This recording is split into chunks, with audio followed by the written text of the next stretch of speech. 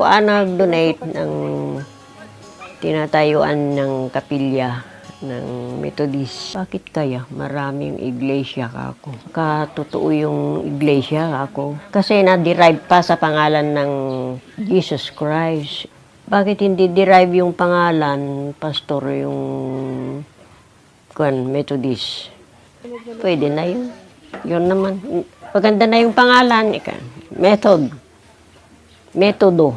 Yan ang sabi nila. Ang turning point ko ngayon, gusto ko naman maligtas. Kasi ang maligtas yung Iglesia ni Cristo. Bakit ka, makianib sa iglesia? Ikaw ang founder dito. Sa iyo ito, itong kapilya natin dito. Yan naman ang alam kong